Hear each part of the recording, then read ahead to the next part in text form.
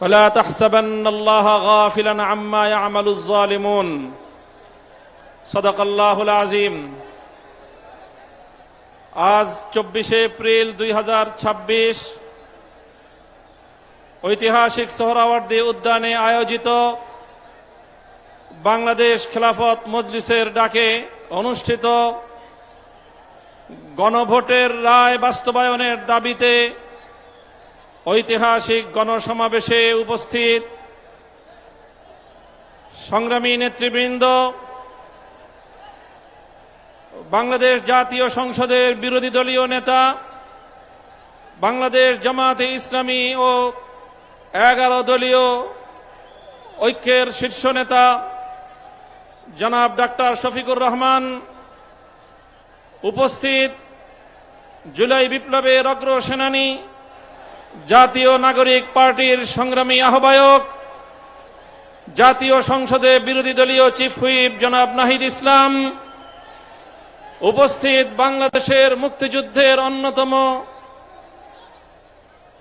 শীর্ষ নেতৃত্বের অধিকারী, রণাঙ্গনের মহানায়ক জনাব ডক্টর কর্নেল অলি আহমদ বীর বিক্রম, উপস্থিত 11 দলীয় অন্যান্য শীর্ষ নেতৃবৃন্দ, বাংলাদেশ খেলাফত মজলিসের নায়েবে আমির, যুগ্ম মহাসচিব বৃন্দ, মহাসচিব সহ অন্যান্য নেতৃবৃন্দ, সংগ্রামী বাংলাদেশ খেলাফত মজলিসের সর্বস্তরের নেতাকর্মী ও আমার প্রাণপ্রিয় দেশবাসী,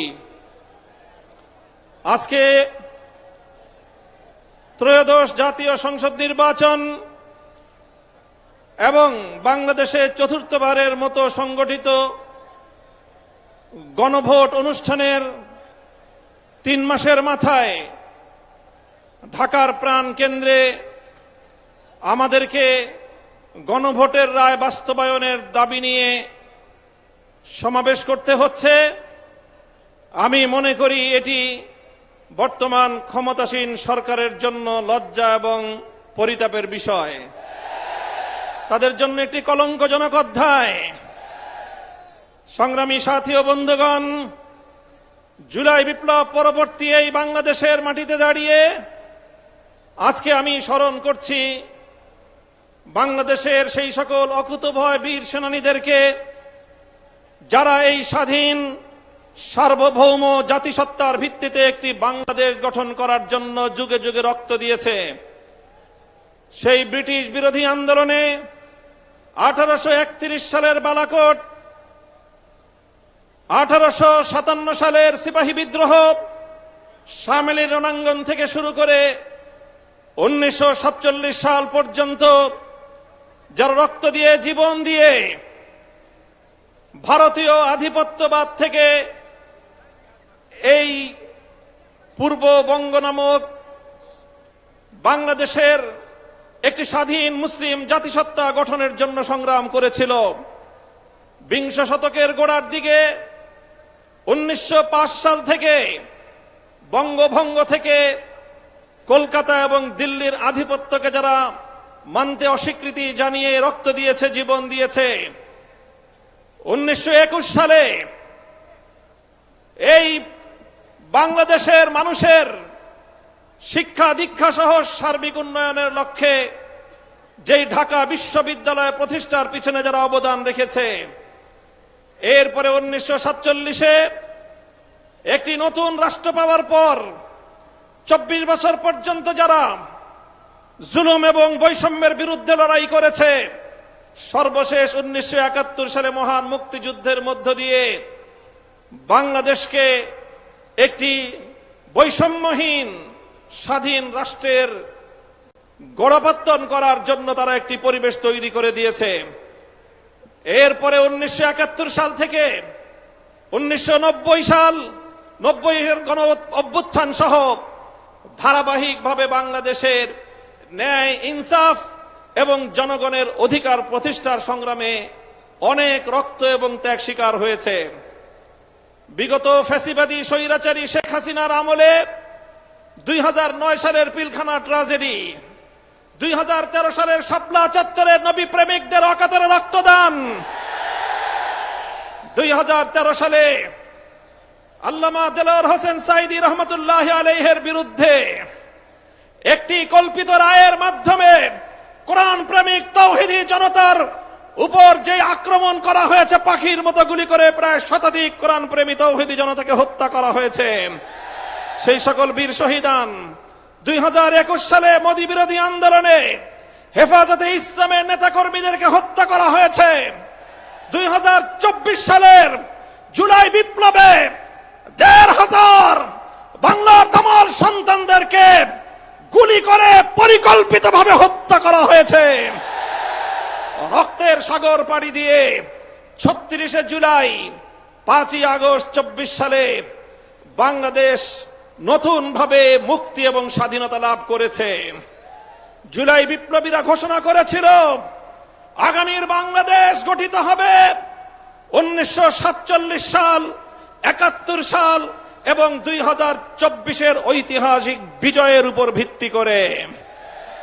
তাই আজ যারা মনে করেন কেন আজকে বাংলাদেশের আলেম সমাজ, কেন আজকে বাংলাদেশের ইসলামপন্থীরা, কেন আজকে বাংলাদেশ খেলাফত মজলিস জুলাই বিপ্লবের পক্ষে এভাবে মাথায় কাফনের কাপড় বেঁধে রাজপথে নামতে চায়, যাদের মনে দ্বিধা সংশয় রয়েছে, আমি তাদেরকে বলতে চাই আমরা জুলাই বিপ্লবের আকাঙ্ক্ষা এজন্যই বাস্তবায়ন করতে চাই কারণ জুলাই বিপ্লব 1905 সালের বঙ্গভঙ্গকে ধারণ করে, জুলাই বিপ্লব 1921 সালের ঢাকা বিশ্ববিদ্যালয় প্রতিষ্ঠার ঐতিহাসিক প্রেক্ষাপটকে ধারণ করে, জুলাই বিপ্লব 1947 সালে বাংলাদেশের স্বাধীন জাতিসত্তা গঠনের অভিপ্রায়কে ধারণ করে, জুলাই বিপ্লব 71-এর মুক্তিযুদ্ধকে ধারণ করে, জুলাই বিপ্লব 2013 সালের স্বপ্ন চেতনাকে ধারণ করে, জুলাই বিপ্লব 2024 সালের ছাত্র জনতার বৈষম্য বিরোধী আন্দোলনকে ধারণ করে। সংগ্রামী সাথী ও বন্ধুগণ, তাই যারা ইসলামকে ভালোবাসেন, যারা বাংলাদেশকে ভালোবাসেন, যারা বাংলাদেশের শতবর্ষের ঐতিহ্যের স্বাধীনতার সংগ্রামকে যারা ধারণ করেন, জুলাই বিপ্লবের বিপক্ষে তারা থাকতে পারে না। তাই আজ আমি ক্ষমতাসীন বিএনপিকে বলতে চাই, আপনারা ঐতিহ্যের 50 বছরের রাজনীতিকে বিশ্বাসঘাতকতা করবেন না। শহীদ জিয়াউর রহমান, বেগম খালেদা জিয়ার আদর্শের সঙ্গে গাদ্দারি করে বিএনপি টিকতে পারবে না। বাংলাদেশী জাতীয়তাবাদ এবং বাংলাদেশের স্বাধীন জাতিসত্তার যে আকাঙ্ক্ষা, সে আকাঙ্ক্ষাকে যদি বৃদ্ধাঙ্গুলি দেখান, আপনাদের অস্তিত্ব বিলীন হয়ে যাবে। সংগ্রামী সাথী ও বন্ধুগণ, তাই আজ আমি স্পষ্ট ভাষায় বলতে চাই, বিগত 12ই ফেব্রুয়ারি গণভোটের মাধ্যমে বাংলাদেশের মানুষ নিরঙ্কুশভাবে সংবিধান সংস্কার করার যেই ম্যান্ডেট প্রদান করেছে, সেই ম্যান্ডেটের বিরুদ্ধে যদি বিএনপি অবস্থান গ্রহণ করে, আমরা স্পষ্ট ভাষায় বিএনপিকে লাল কার্ড দেখাবো। আমি বিএনপি নেতৃবৃন্দকে বলতে চাই, আমাদের একজন সহকর্মী আপনাদের নেতার বিরুদ্ধে একটা কঠোর শব্দ প্রয়োগ করেছিল, আপনারা মব করেছেন। তাই আমি ব্যক্তিগত আক্রমণ, ব্যক্তিগতভাবে কাউকে কোনো কটু শব্দ উচ্চারণ করতে চাই না। তবে একটা কথা বলতে চাই, যেই 12ই ফেব্রুয়ারি নির্বাচনের মাধ্যমে আপনাদের জন্ম হয়েছে, আপনারা যেই 12ই ফেব্রুয়ারির গর্ভে জন্ম নিয়েছেন, সেই জন্ম নেওয়ার পরে এখন 12ই ফেব্রুয়ারিকে অস্বীকার করছেন, অর্থাৎ জন্ম নেওয়া সন্তান পিতামাতার বিবাহকে অস্বীকার করছেন। এর বেশি আর কিছু বললাম না। যদি আমাদেরকে বলতে বাধ্য করেন, আমরা এরপরে আর কোন ব্যক্তির ব্যক্তিগত সম্মানের দিকে তাকিয়ে আমরা আমাদের মুখ বন্ধ রাখতে পারবো না। মনে রাখবেন, জুলাই বিপ্লবের ভিত্তিতে যেই গণভোট হয়েছে, সেই গণভোটে এদেশের ছাত্র জনতার 24-এর বিপ্লবের যে গণ আকাঙ্ক্ষা, রাষ্ট্র সংস্কার, রাজনৈতিক বন্দোবস্তের যেই সংস্কারের দাবি, সেই সংস্কারের দাবিগুলোই পয়েন্ট আকারে গণভোটে 4টি পয়েন্ট আকারে জাতির সামনে উপস্থাপন করা হয়েছিল। গণভোটের ইতিহাস আপনাদেরকে স্মরণ করিয়ে দিতে চাই। বাংলাদেশে ইতিপূর্বে আরো 3টি গণভোট হয়েছে। আজ 2026 সালে 4র্থ গণভোট হয়েছে। ইতিপূর্বে 3টি গণভোটের রায়ের সঙ্গে কেউ গাদ্দারি করে নাই। শুধু বাংলাদেশ নয়, বিশ্ব ইতিহাসে যতগুলো রাষ্ট্রে গণভোট এবং রেফারেন্ডাম হয়েছে, আজ অবধি কোন গণভোট এবং রেফারেন্ডামের সঙ্গে কেউ গাদ্দারি করে নাই। বিএনপি যদি আজ এই গণভোটের সঙ্গে গাদ্দারি করে, শুধু বাংলাদেশ নয়, বিশ্ব ইতিহাসের গাদ্দার দল হিসেবে চিহ্নিত হবে। আমরা পরিষ্কার ভাষায় বলতে চাই, তাই গণভোটের রায় কার্যকর করার জন্য সংবিধান সংস্কার পরিষদ গঠনের যে ম্যান্ডেট বাংলাদেশের জনগণ দিয়েছে, সেই সংবিধান সংস্কার পরিষদ বাস্তবায়নের মাধ্যমে সংবিধান সংস্কার করে জুলাই বিপ্লবকে সংবিধানে ধারণ করতে হবে। আমরা মাননীয় প্রধানমন্ত্রী, তিনি দেশের মানুষকে এখন বলে বেড়াচ্ছেন জুলাই সনদকে অক্ষরে অক্ষরে বাস্তবায়ন করবেন। এটি আপনার একটি প্রতারণামূলক কথা। আপনারা জুলাই সনদ নয়, বরং আপনাদের নোট অফ ডিসেন্ট আপনারা বাস্তবায়ন করতে চান। আপনারা বিসমিল্লাহির রহমানির রহিম সংবিধানে আল্লাহর উপর অবিচল আস্থা এবং বিশ্বাস, রাষ্ট্রধর্ম ইসলাম, এগুলোকে সংবিধানের মূল নীতি হিসেবে স্থায়ীভাবে জায়গা দিতে চান না। আপনারা এমন ভাবে এগুলোকে সংবিধানে রাখতে চান যে কোনো মুহূর্তে আবার খায়রুল হকদের মতো কোন বিচারপতি কলমের খোঁচা দিয়ে এগুলোকে সংবিধান থেকে মুছে ফেলতে পারে। তাই আমরা সংশোধনীর মাধ্যমে নয়, সংস্কারের মাধ্যমে জাতীয় সংবিধানে স্থায়ীভাবে জুলাই সনদের স্পিরিট বাস্তবায়নের দাবি করতে চাই। আমরা পরিষ্কার ভাষায় বলি, আজ বাংলাদেশের ক্ষমতাসীন মহল বিভিন্ন ক্ষেত্রে ব্যর্থতার যেই মহা প্রদর্শনী করে চলেছে, কূটনৈতিক ব্যর্থতা আজকে তাদের দিবালোকের ন্যায় পরিষ্কার। বাংলাদেশের বর্তমান সরকারের কূটনৈতিক ব্যর্থতার কারণে আজকে একটি দেশ থেকে আধিপত্যবাদী দেশ, যারা বাংলাদেশের মানুষের অধিকারকে 15 বছর পর্যন্ত তাদের পায়ের নিচে পিষ্ট করেছে, সেই আধিপত্যবাদী দেশ বাংলাদেশে একজন কূটনীতিক নিয়োগ করেছেন। বিশ্ব ইতিহাসের সকল কূটনৈতিক সভ্যতা এবং ভদ্রতার শালীনতাকে, রেওয়াজকে উপেক্ষা করে তাদের একজন দলীয় এজেন্ডা বাস্তবায়নকারীকে বাংলাদেশে সেই বিজেপির দলীয় এজেন্ডা বাস্তবায়ন করার জন্য কূটনৈতিক হিসেবে বাংলাদেশে নিয়োগ দিয়েছে। অথচ বাংলাদেশ সরকার এটার কোনো প্রতিবাদ জানায় নাই। আমরা পরিষ্কার ভাষায় বলতে চাই, আমরা ভারত রাষ্ট্র এবং তার জনগণের সঙ্গে বাংলাদেশ সমতার ভিত্তিতে কূটনৈতিক সম্পর্ক স্থাপন করতে চায়। বাংলাদেশকে বিজেপির কোন দলীয় ফোরামে পরিণত করতে দেব না। বাংলাদেশের বর্তমান সরকারের কূটনৈতিক ব্যর্থতার কারণে হরমুজ প্রণালীতে বাংলাদেশের তেলের জাহাজগুলো বারবার আটকে যাচ্ছে। বন্ধু প্রতিম দেশ ইরান বাংলাদেশের সঙ্গে বন্ধুত্বের হাত বাড়িয়ে দেয়, কিন্তু বাংলাদেশ চরমভাবে কূটনৈতিক ব্যর্থতার পরিচয় দিয়ে এখনো পর্যন্ত হরমুজ প্রণালী থেকে একটি জাহাজ অবমুক্ত করতে পারেনি। যদি আপনারা না পারেন, ব্যর্থতার দায় স্বীকার করে আমাদেরকে দায়িত্ব প্রদান করেন। আমরা হরমুজ প্রণালী থেকে বাংলাদেশের তেলবাহী জাহাজ মুক্ত করে বাংলাদেশের জ্বালানি সংকট নিরসনে ভূমিকা পালন করতে প্রস্তুত রয়েছি। আপনারা কি করবেন, কি করছেন? বাংলাদেশ ব্যাংকের গভর্নরের পদ দখল করেছেন। বাংলাদেশের গোটা ব্যাংক সেক্টরকে দুর্বৃত্তদের হাতে তুলে দিয়েছেন। এভাবে ব্যাংক সেক্টর থেকে আবার দুর্বৃত্তপনার মাধ্যমে বাংলাদেশটাকে আপনারা ধ্বংস করার পায়তারা করছেন।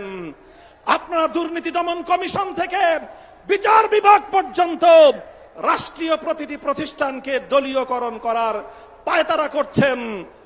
আমাদের আখেরি পয়গাম, বাংলাদেশ ইনশাআল্লাহ আর কোনদিন সেই একদলীয় বাকশালতন্ত্র অথবা বিএনপি তন্ত্রের যুগে ফিরে যাবে না। বাংলাদেশের শহীদ প্রেসিডেন্ট জিয়াউর রহমান যেইভাবে বহুদলীয় ব্যবস্থা বাস্তবায়ন করেছে, সেই ব্যবস্থার রাজনীতি যদি করতে পারে বিএনপি টিকে থাকবে, অন্যথায় বিএনপি তার অস্তিত্বের সংকটে পড়বে। সংগ্রামী সাথী ও বন্ধুগণ, আমাদের আখেরি পয়গাম, যেভাবে গত দুদিন ধরে বাংলাদেশের বিভিন্ন শিক্ষাঙ্গনগুলোতে, ঢাকা বিশ্ববিদ্যালয় সহ বিভিন্ন শিক্ষাঙ্গনগুলোতে অস্ত্রের ঝনঝনানি শুরু করেছেন, স্থানীয় ছাত্র নেতৃবৃন্দের উপর যেভাবে ছাত্রলীগের হেলমেট লীগের মতো ভূমিকায় অবতীর্ণ হয়েছে, এই ধারা যদি অব্যাহত থাকে এর দায় সম্পূর্ণ সরকারকে গ্রহণ করতে হবে। মব সংস্কৃতি বন্ধ করুন, দ্রব্যমূল্য লাগামে টানলো, দ্রব্যমূল্যের লাগাম টানুন। এভাবে রাষ্ট্রের প্রতিটি সেক্টরে বিরোধী দলের পক্ষ থেকে সহযোগিতার যে আহ্বান জানানো হয়েছে, সেই আহ্বানে সারাদিন ইনশাআল্লাহ আমরা সহযোগিতার ভিত্তিতে দেশকে এগিয়ে নিতে প্রস্তুত। কথা বলেন ঠিক কিনা? আমি আজকের এই বিশাল গণসমুদ্রকে লক্ষ্য করে আখেরি কথা জিজ্ঞাসা করতে চাই। এই কালো পতাকাটা নামান। আমি আপনাদেরকে বলতে চাই, আজ গণভোটের রায় বাস্তবায়নের জন্য বাংলাদেশ খেলাফত মজলিস যে ডাক দিয়েছে, এটি আমাদের সর্বশেষ কর্মসূচি নয়। আজ হলো আমাদের গণভোটের রায় বাস্তবায়নের জন্য কর্মসূচির যাত্রা শুরু। এই কর্মসূচি নিয়ে আমরা বাংলাদেশের প্রতিটি প্রান্তে প্রান্তে ছড়িয়ে যাব। তাই আমি কর্মসূচি ঘোষণা করছি, আগামী 3 মাস, মে, জুন, রক্তাক্ত জুলাই, বাংলাদেশের প্রতিটি জেলায় জেলায় গণভোটের রায় বাস্তবায়ন এবং দেশের অন্যান্য চলমান সংকট নিরসনের দাবিতে বাংলাদেশ খেলাফত মজলিস জেলায় জেলায় নাগরিক সমাবেশ করবার ঘোষণা দিচ্ছে। প্রতিটি জেলায় নাগরিক সমাবেশ বাস্তবায়নের পর 2026 সালের 36শে জুলাই, 5ই আগস্ট ঐতিহাসিক এই ঢাকায় বাংলাদেশ খেলাফত মজলিসের ডাকে গণমিছিল অনুষ্ঠিত হবে ইনশাআল্লাহ। কর্মসূচিগুলো আপনারা বাস্তবায়ন করবেন তো ইনশাআল্লাহ? আমরা আমাদের আবার আখেরি পয়গাম দিয়ে যেতে চাই, এই গণভোটের রায়ের সঙ্গে যদি বিশ্বাসঘাতকতা করা হয়, জনগণের অধিকারকে যদি রাষ্ট্রীয় ক্ষমতার জাতাকলে পিষ্ট করার চেষ্টা করা হয়, আবার জুলাই হবে, আবার যুদ্ধ হবে, আবার লড়াই হবে, আবার সংগ্রাম হবে ইনশাআল্লাহ।